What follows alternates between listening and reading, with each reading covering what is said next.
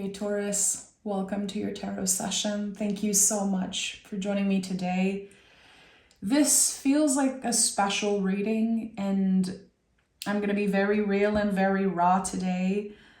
I always try to be, but today I felt this very strong, clear pull and call to record this here. It feels very personal because a few days ago I had this massive, like immense wave of grief just hitting me randomly out of the blue. And it's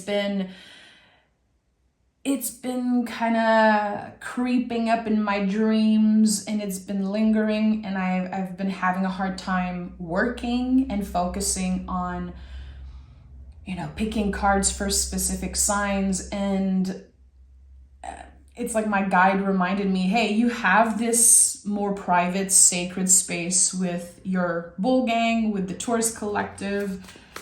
So I'm showing up today really as a space holder for anyone who's been moving through grief, who's been dealing with weird, intense feelings of grief. And when I sat down with the energy, because when I feel that way, I always go back to one of my favorite books, A Grief Observed by C.S. Lewis.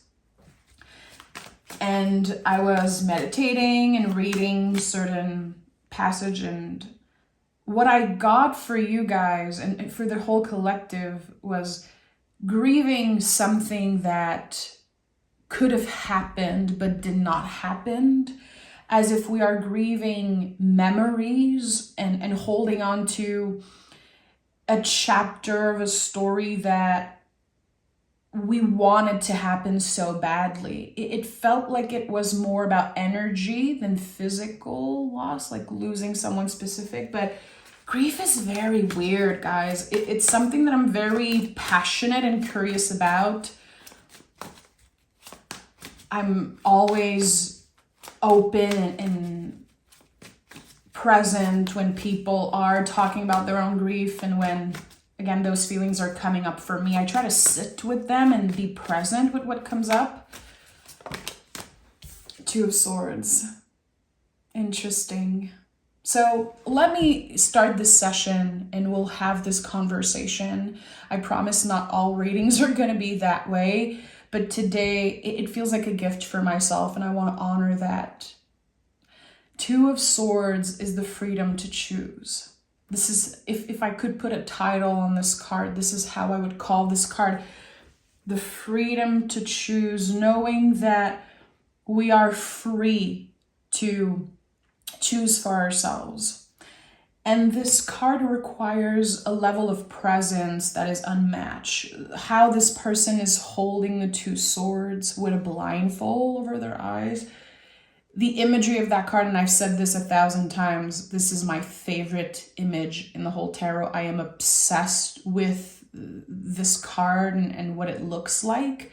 And I feel like every time I pick it, there's something new that comes up. It is one of those cards that just transform throughout the years with me and how I experience and live the tarot. So today, with this, again, this massive wave of grief and just wanting to hold space for so many deep feelings, I think that this card is saying your mind is changing and your heart is trying to catch up. It's very weird how this is coming up. But when I think about the twos in the tarot, I always go back to the ace, and I feel like it's the expansion of a seed, the seed of the ace. Ace of Swords for me is so much about a new perspective. It's about tapping into another layer of our truth. So the brain is expanding in some way, our nervous system, our perception really.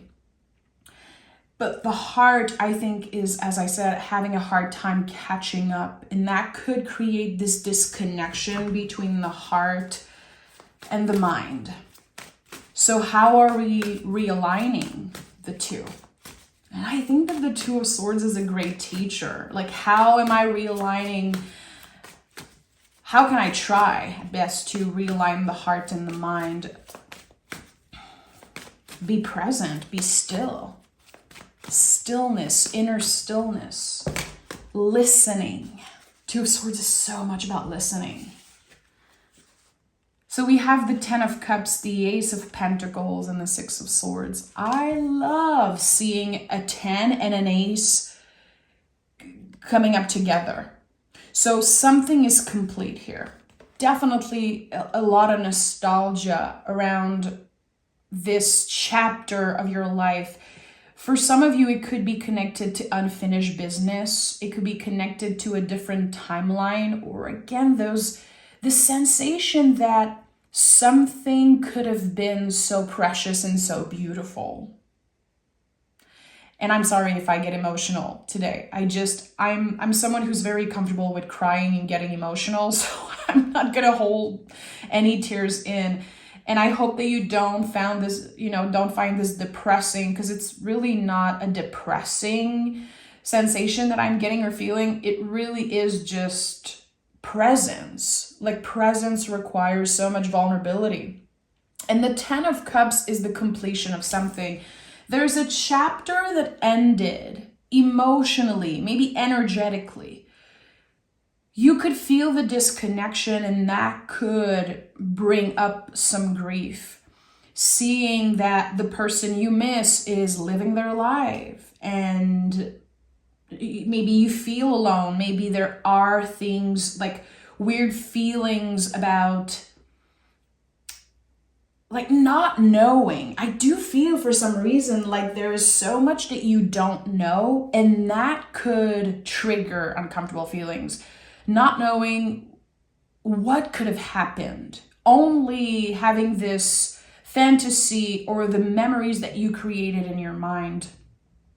Very specific. And I don't feel that that part is relating to me, but I feel it very strongly how a lot of folks are grieving, again, something that did not happen. And it's like this continuous movie, like a scene in a movie that plays in your mind of what you fantasize about and what you pictured and what you hoped something would be. It's clear with the Ace of Pentacles that there's a new beginning that could be connected to that situation. So is this an offer? Is this someone who feel how you're moving through something difficult and they reach out? What I love about the Ace of Pentacles and all, Pentacles energy is that they are very malleable. So how I see this is there's a clear invitation here. The aces are the spark of something new. The aces roll out the red carpet for the rest of the story, this chapter that's beginning. And it can evolve in very mysterious way. It might not feel like the timing is right, but you will be able to mold this invitation, this ace, into something that fits your current reality. Six of Swords. Six of Swords, and I've talked about this recently, and I think it bears a repeat, how it makes me think of how a boat sinks. And it's not because there's water around the boat, it's because there's a hole and something is letting the water in some way. So what is happening around you? Is it affecting you? And I do feel like, especially with everything that's happening in the world right now, we are absorbing so much. Taurus, the fixed earth of Taurus, is really an energy that absorb. We are healers, we are nurturers, we a lot of the times I feel like take people's pain and grief and stories on our back, like very 10 of wands energy, very 10 energy, like this buildup of all the stories and all the times that you listened and unconsciously made another person's pain your own in some way. It affected you. And when I think about those things and how Taurus we absorb, I always feel called to talk about, spiritual hygiene in some way, and how it is very important to cleanse yourself. And I'm not talking about burning sage and all of those types of things. I'm really talking about this ritual that maybe you create for yourself that is helping the energies not follow you. So for example, all the readings I do ever, and I've done thousands and thousands of readings, I always light up a candle. You guys know there's always a candle burning. When I begin the session, I light up the candle with an intention to hold space for you guys, to be of service in the most supportive way, that whoever needs to find the messages will find them. And when I'm done, and my ear is ringing right now, so I think it's important, anytime I'm done, I will blow the candle with an intention. And that intention is, I do not want anyone's energy to stay here with me. I'm letting that go. It's not mine to hold. And that reading was for the greater good of everyone involved or touched by my words. So that's just an example. But if you are feeling, and that's clearly a message for me also, if you are feeling the intense weight of the world, of your own grief, and just the buildup of the past 5 years, and that you're having a hard time letting that go, you're having a hard time just really feeling like there is a new beginning, and you have the opportunity to start over day after day, but it's been very hard right now to start fresh and to not look back, because so much happened and our reality is so different. And I feel like that could also create unhealthy attachment. We want to find beauty elsewhere so badly. We want to experience new things and feel all the pleasure, and sometimes we could settle for less unconsciously. I don't even think it's like we're so aware of how we're adding more weight to the, pre-existing buildup. So with the Six of Swords, I love that we're moving on to calmer waters. It makes me feel so good to see that card with the Ace of Pentacles, with the Ten of Cups, such beautiful soul medicine, saying you are already on the way to something way smoother, way calmer, a calmer nervous system, and hopefully a lighter heart. Okay. Tell me more.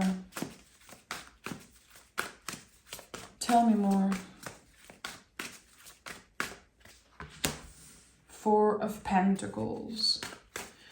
So with the Four of Pentacles, and it's interesting how I said a lighter heart, and here you always see the person holding the pentacle very close to their heart space. We are embodying our boundaries here.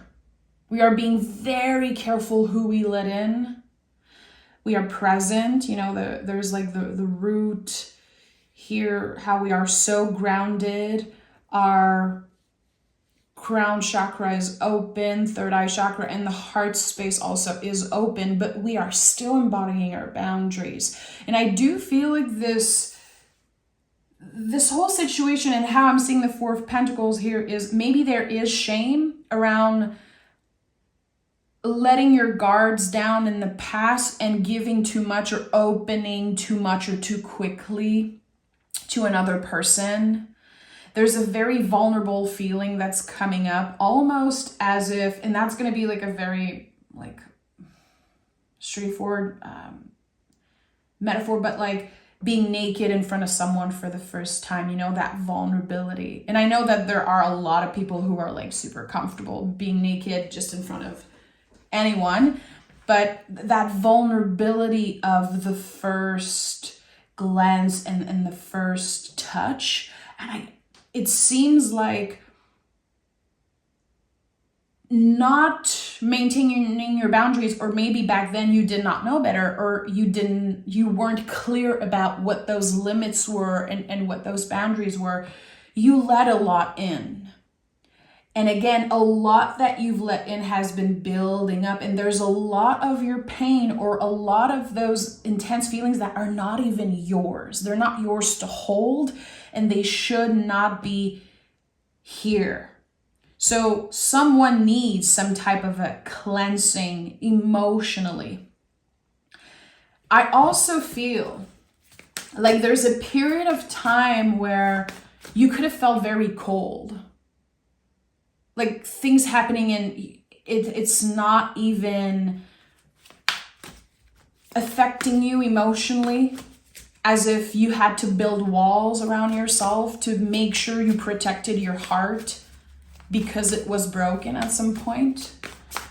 So building walls around yourself obviously was the way to go. I'm gonna push everyone out because I'm exhausted and I don't know how I can deal with all that energy right now.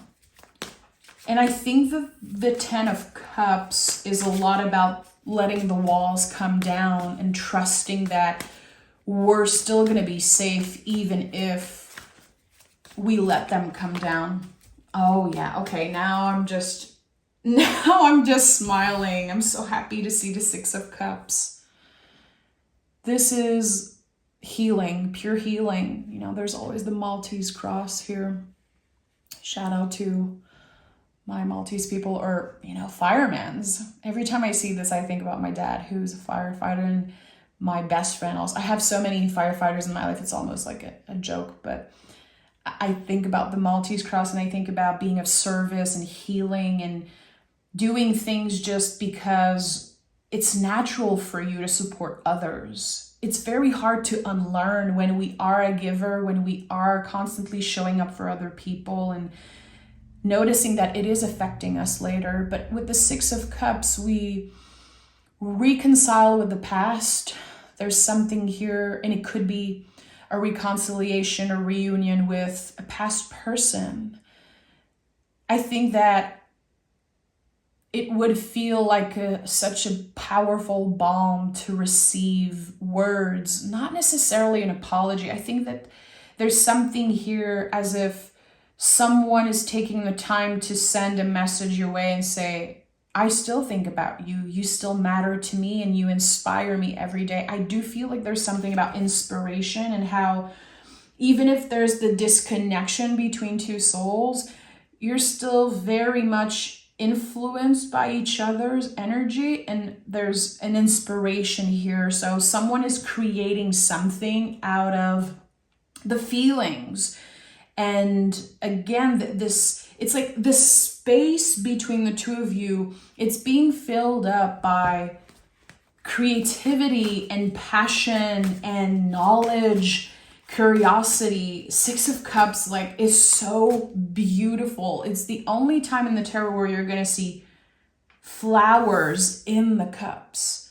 That to me says something already exists. Something is beautiful, and even if there's a lot of pain attached to it, it's still beautiful. And it's the card that comes after the 5 of Cups, and 5 of Cups is the card of grief.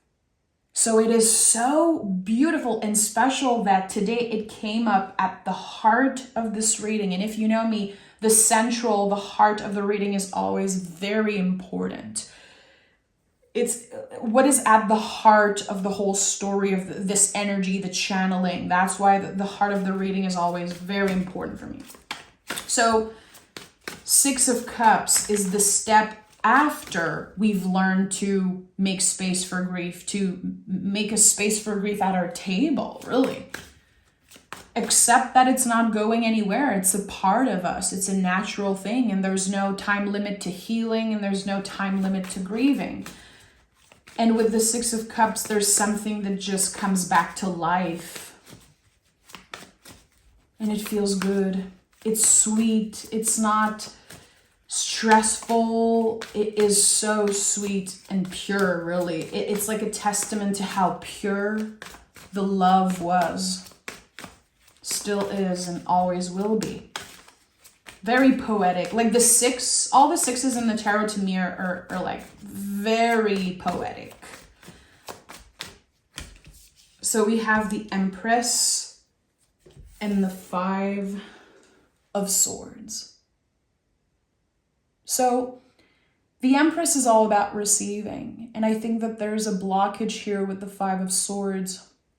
Whatever happened in your past and whatever was said to you, how you were raised maybe. The Five of Swords is something that lives rent-free in your mind. Someone made you feel like you were doing something wrong, like you weren't good enough.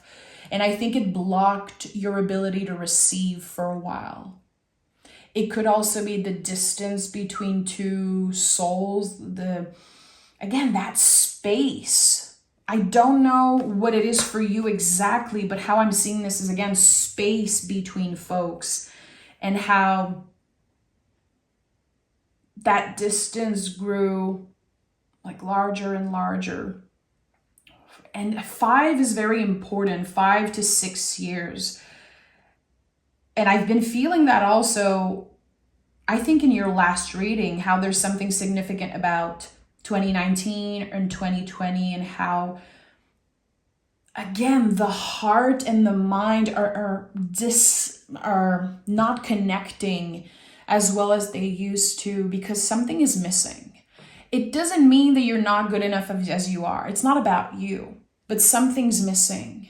There's like this puzzle piece that is missing, as if I'm seeing a heart made out of a million like different fragments of puzzle pieces, and there's one missing, one very significant piece, and it feels like it leaves a hole in the heart. Maybe our perception is, I am not enough, I'm not complete without this. There is a hole in me, there's like this very deep cut. But how I'm perceiving this and the shift in perspective really invites me to say, well, the light will be able to pass through. So that missing piece is eventually helping you heal others.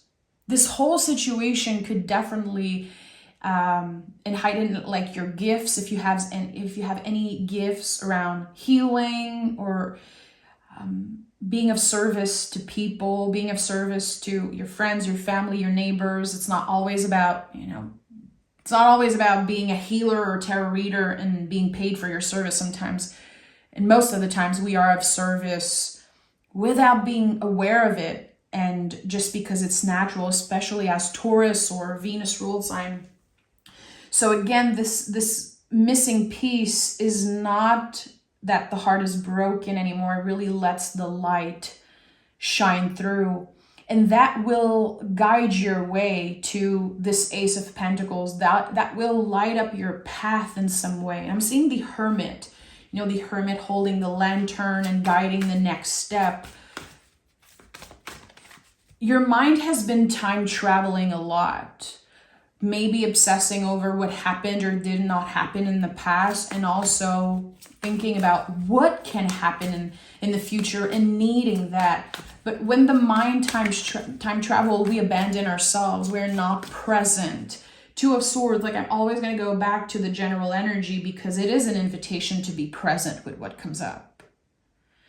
And I don't think this is about choosing yes or no. I think it's about understanding really the gray area and believing multiple truths, understanding that it's not one specific thing that made this situation the way it is. It's so many fragments of all different energies and layers and situations.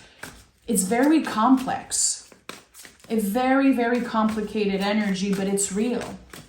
And there is a lot of beauty there. Again, I feel like right now someone could feel inspired to create something, just, to bring something to life. The fact that we have the Empress and now the Death card, it's like really energetically giving birth to a new project, an idea, something that will help you transmute the energy. Because what's happening here, the Death card is never an ending. It's always a new beginning. Something exists and really comes to life from the compost pile. That's really how I see this card. The Death card is the compost pile of life. It reminds us how nature constantly changes and how from the dirt and from death, there will be new life always. That's the cycle. And with the Empress so close, and yes, there's the Five of Swords, there's this contraction in between. It's not easy. We are challenged. And aligning the heart and the mind is one of the most challenging thing a person can do. It's a constant practice, always coming back home to ourselves, always questioning, and again, sitting, waiting for the answers, getting quiet. I think it is a lifelong journey. It's not like the heart and the mind align and then the link are like, solid together forever. It's not how it works. Because life is challenging and we are challenged by death and grief and endings and new beginnings. It can be very challenging for a Taurus, for fixed earth, to have this new beginning. Like, we have to adapt and adjust. And sometimes unexpected things happen. And even if it's good, we can sabotage it because we feel like we're not ready. We feel like we're not ready or worthy. And with the Chariot here, I love this. This is like the most fabulous confirmation here. I do feel like the weight on my heart is getting lighter and lighter just seeing this Chariot card. Because this is the graduation. We figure out emotionally that, okay, there's something that no longer fits me, a story that just is not aligned with who I am and who I want to become. This is connected to the moon, and we have a very powerful new moon and full moon happening this month. New moons are all about new beginnings. With the full moons, we clear. I better not see you manifest on a full moon. Please don't do that rookie mistake. We clear on the full moons and we manifest and make wishes and calling things on the new moons. So check your calendar, check your lunar calendar this month and just be present with that change. I'm saying that because this is the Cancerian card and it's connected to the moon. And the moon is an energy that Taurus is made to work with. We are made to collaborate with the moon. We seek beauty in everything. What's more beautiful than the moon? I don't know. Maybe a rainbow, which came up right here. And as I'm seeing the Ace of Pentacles, I keep getting new moon, the new moon. Tens to me are about the full moons and the Ace are about new moon. So there's really this cycle here, this cleansing emotionally that naturally happens as if you're throwing your hope, your trust, and all of those intense feelings, you're throwing that in the hands of the universe, in the hand of the full moons, and you're saying, I trust the timing of this. Let me get inspired. Universe, show me how good it can get. Show me the things that I haven't seen before. Surprise me with beauty, with pleasure. Show me what this ace can be. I feel like there's something very important about saying out loud something and creating a mantra for ourselves. Taurus, we are ruled by the throat chakra. My friends, my lovely Taurus friends, speaking up is one of the most important things that we can learn to do. And it is challenging. It's part of our shadow work. It's not easy to do that. We observe a lot and we listen. Again, we absorb also. So speaking up or using your voice to create spells or mantra, words are spells. And I do feel like there is something here that if you are able to put into words, it could redirect the energy. It could alchemize all those feelings and help you create something beautiful out of all of this, heaviness. So thank you for being here today. I wanted to show up and see what cards would come up. I'm not surprised that there are 2 6s that came up, because 6s are numbers of very profound healing, and a lot of confirmations here for me personally. And I know that because you are very wise and very intuitive, you'll be able to use those messages and apply them to your own story. If you feel like sharing something in the comments, I invite you to do it. I want you to know that if there's any weird comments or mean comments, they are always blocked, so no one will attack you, no one will judge you. I'm holding space for whatever you want to share, and I thank you so much, Taurus, for being so supportive of the space here that I created for us to connect and to go deeper. The tarot is my favorite magical tool in the world. I am obsessed with the tarot. I'm not, and I know like it might sound very cliche, but I really don't do this for the money at all. I have done hundreds and hundreds of readings for free in my life, and I am so in love with that tool. And I do feel like it is a very profound healing tool if we know how to use it well, if we are careful with its magic. So thank you for being here. I really appreciate it. Take care of yourself, Taurus, and I'll talk to you guys very, very soon. Bye.